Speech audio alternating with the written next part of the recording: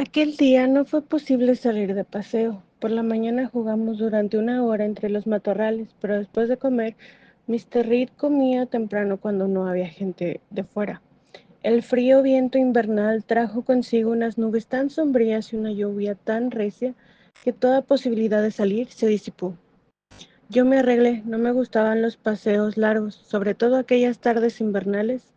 Regresábamos de ellos al anochecer y yo volvía siempre con los dedos agarrotados, con el corazón entristecido por los regaños de Bessie, la niñera, y humillada por la conciencia de mi inferioridad física respecto a Elisa, John y Georgina Reed.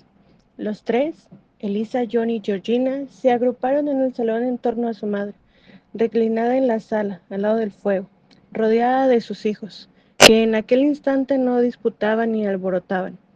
Mi tía parecía sentirse perfectamente feliz. A mí me dispensó de la obligación de unirme al grupo diciendo que se veía en la necesidad de mantenerme a distancia hasta que Bessie le dijera, y ella lo comprobara, que yo me esforzaba en adquirir mejores modales, en ser una niña obediente.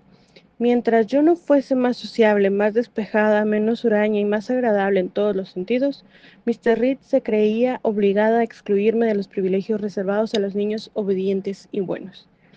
¿Y qué ha dicho Bessie de mí? Interrogué al oír aquellas palabras. No me gustan las niñas preguntonas, Jane. Una niña no debe hablar a los mayores de esa manera. Siéntate en cualquier parte y mientras no se te ocurran mejores cosas que decir, estate callada.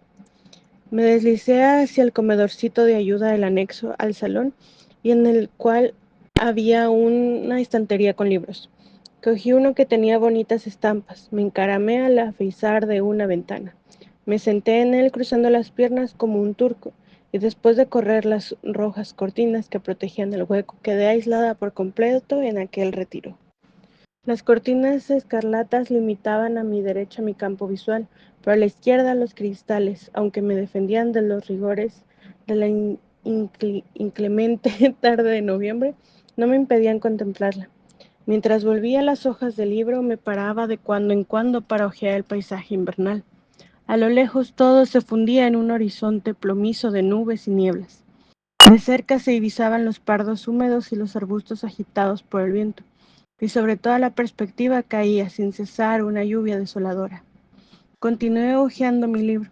Era una obra de Bewick, History of British Breeds, consagrada en gran parte a las costumbres de los pájaros y cuyas páginas de texto me interesaban poco en general.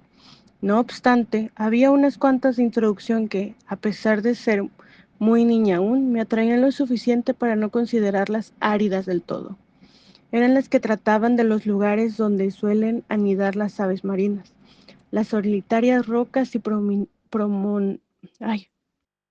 promontorios donde no habitan más que estos seres, es decir, las costas de Noruega salpicadas de islas, desde su extremidad meridional hasta el Cabo Norte, donde el mar del septentrión revuelvo baña la orilla gris de la isla melancólica de la lejana Thule y el Atlántico azota en ruda tempestad las Hébridas. Me sugestionaba mucho el imaginar las heladas riberas de Laponia, Siberia, Pittsburgh, Nueva Zembla, Islandia, Groenlandia y la inmensa desolación de la zona ártica, esa extensa y remota región desierta que es como el almacén de la nieve y el hielo, con sus interminables campos blancos, con sus montañas heladas en torno al polo, donde la temperatura alcanza su más extremado rigor. Yo me formaba una idea muy personal de aquellos países, una idea fantástica, como todas las nociones aprendidas a medias que flotan en el cerebro de los niños, pero intensamente impresionante. Las frases de la introducción se relacionaban con las estampas del libro y prestaban máximo relieve a los dibujos. Una isla azotada por las olas y por la espuma del mar, una embarcación estallándose contra los arrecifes de una costa peñascosa, una luna fría y fantasmal iluminando entre nubes sombrías un naufragio.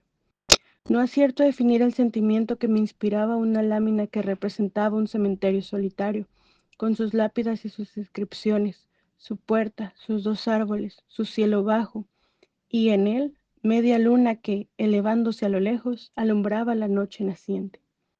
En otra estampa, dos buques que aparecían sobre un mar en calma se me figuraban fantasmas marinos. Pasaba algunos dibujos por alto, por ejemplo, aquel en que una figura cornuda y siniestra sentada sobre una roca contemplaba una multitud rodeando una orca que se perfilaba en lontananza. Cada lámina de por sí me relataba una historia generalmente oscura para mi inteligencia y mis sentimientos no del todo desarrollados aún, pero siempre interesante, tan interesante como los cuentos que Bessie nos contaba algunas tardes de invierno, cuando estaba de buen humor.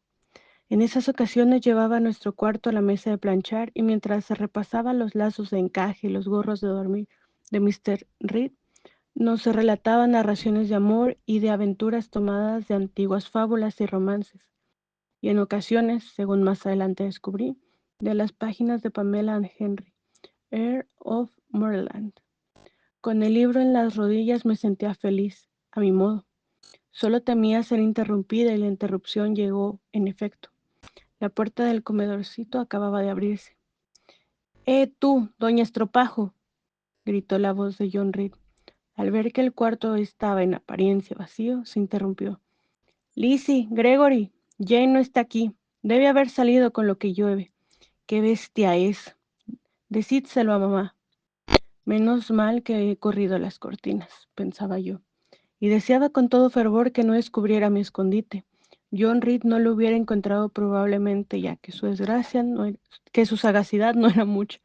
Pero Elisa, que asomó en aquel momento la cabeza por la puerta, dijo: Está en el antepecho de la ventana, Jack. Estoy segura de ello. Me apresuré a salir, temiendo que si no, Jack me sacase a rastras. ¿Qué quieres? Pregunté con temor. Debes decir, ¿qué quiere usted, señorito Reed? Repuso. Quiero que vengas aquí. Y sentándose en una butaca me ordenó con un ademán que me acercara. John Reed era un mozalbete de 14 años, es decir, contaba 4 más que yo. Estaba muy desarrollado y fuerte para su edad. Su piel era fea y áspera, su cara ancha, sus facciones toscas y sus extremidades muy grandes. Comía hasta atracarse, lo que le producía bilis y le hacía tener los ojos abotargados y las mejillas hinchadas.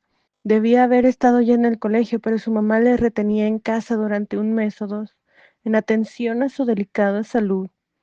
Mr. Miles, el maestro, opinaba que John se hallaría mejor si no le enviasen de casa tantos bollos y confrituras. Pero la madre era de otro criterio y creía que la falta de salud de su hijo se debía a que estudiaba en exceso. Yo no tenía mucho cariño a su madre ni a sus hermanas y sentía hacia mí una marcada antipatía. Me reñía y me castigaba no 1 o 2 veces a la semana o al día, sino siempre y continuamente. Cada vez que se acercaba a mí, todos mis nervios se ponían en tensión y un escalofrío me recorría los huesos. El terror que me inspiraba me hacía perder la cabeza. Era inútil apelar a nadie. La servidumbre no deseaba más mal quitarse con el hijo de la señora, y ésta era sorda y ciega respecto al asunto.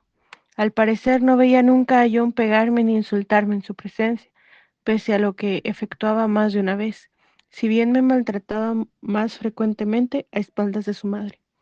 Obediente como de costumbre a las órdenes de John, me acerqué a su butaca. Durante 3 minutos estuvo insultándome con todas las energías de su lengua. Yo esperaba que me pegase de un momento a otro, y sin duda en mi rostro se leía la aversión que me inspiraba, porque de súbito me descargó un golpe violento. Me tambaleé. Procuré recobrar el equilibrio y me aparté 1 o 2 pasos de su butaca. Eso era, p- Eso es para que aprendas a contestar a mamá y esconderte entre las cortinas y a mirarme como me acabas de mirar. Estaba tan acostumbrada a las brutalidades de John Reed que ni siquiera se me ocurría replicar a sus injurias y solo me preocupaba de los golpes que solían seguirlas. ¿Qué hacías detrás de la cortina? Leer. A ver el libro. Lo cogí de la ventana y se lo entregué. Tú no tienes por qué andar con nuestros libros, eres inferior a nosotros. Lo dice mamá. Tú no tienes dinero, tu padre no te ha dejado nada, y no tienes derecho a vivir con hijos de personas distinguidas como nosotros, ni a comer como nosotros, ni a vestir como nosotros a costa de mamá. Yo te enseñaré a coger mis libros, porque son míos, porque te enteres. y la casa y todo lo que hay en ella me pertenece o me pertenecerá dentro de pocos años. Sepárate un poco y quédate en pie en la puerta, pero no lejos de las ventanas y del espejo. Le obedecí sin comprender de momento sus propósitos. Reparé en ellos cuando le vi asir el libro para tirármelo y quise separarme, pero ya era tarde. El libro me dio en la cabeza. La cabeza tropezó contra la puerta. El golpe me produjo una herida y la herida comenzó a sangrar. El dolor fue tan vivo que mi terror, que había llegado a su extremo límite, dio lugar a otros sentimientos. ¡Malvado! Eres peor que un asesino, que un negrero, que un emperador romano. Yo había leído History of Rome de Goldsmith y había formado una opinión personal respecto a Nerón, Calígula y demás Césares. E incluso había en mi interior establecido paralelismos que hasta aquel momento guardaba ocultos, pero que entonces no conseguí permitir. ¿Cómo? Eisa, Georgina, ¿habéis oído lo que me ha dicho? Voy a contárselo a mamá. Pero antes se precipitó hacia mí, me cogió por el cabello y por la espalda y me zarandeó bárbaramente. Yo le consideraba un tirano, un criminal. Una o dos gotas de sangre se deslizaron desde mi cabeza hasta mi cuello. Sentí un dolor agudo. Aquellas impresiones se sobrepusieron a mi miedo y repelí a mi agresor enérgicamente. No sé bien lo que hice, pero le oí decir a gritos: ¡Condenada perra! No tardó en recibir ayuda. Eisa y Georgina habían corrido hacia su madre y ésta aparecía ya en escena, seguida de Bessie y de Abbott, la criada. Nos separaron y oí exclamar: hay que ver con qué furia pegaba esa niña al señorito John. Con cuánta rabia. La Miss ordenó: llévensela al cuarto rojo y enciérrela en él. Varias manos me sujetaron y me arrastraron hacia las escaleras.